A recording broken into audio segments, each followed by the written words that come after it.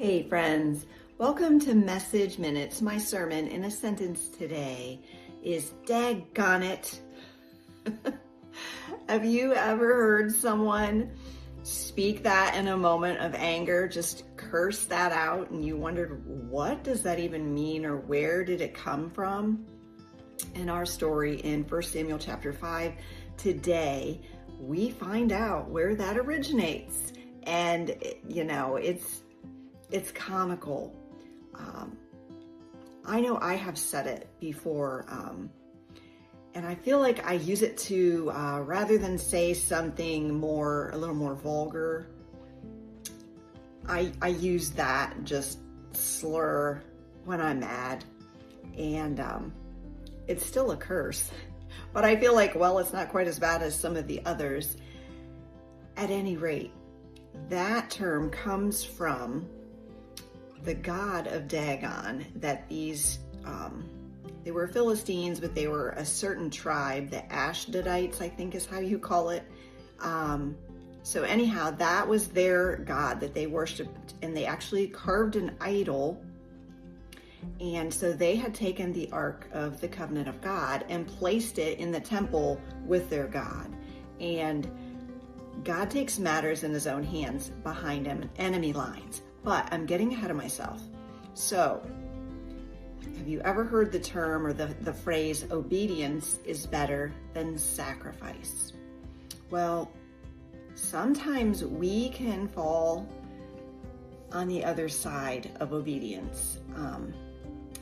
And maybe we've done something on our own and it turned out horrible.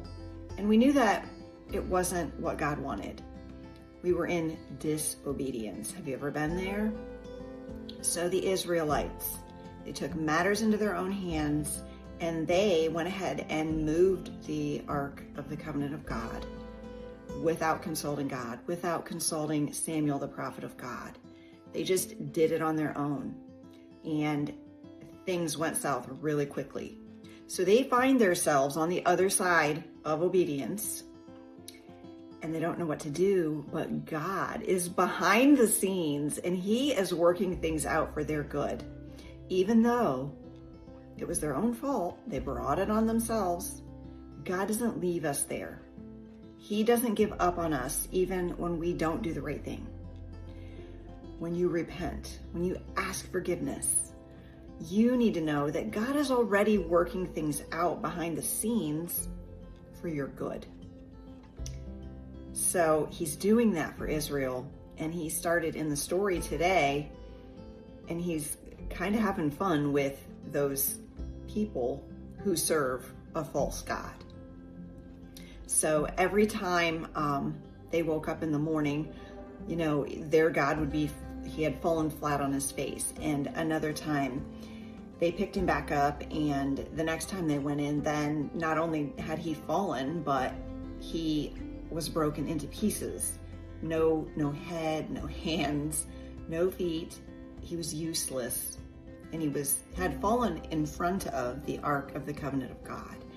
This brought fear throughout the enemy camp, because they knew that their God had no power over the God of Israel, the one true God.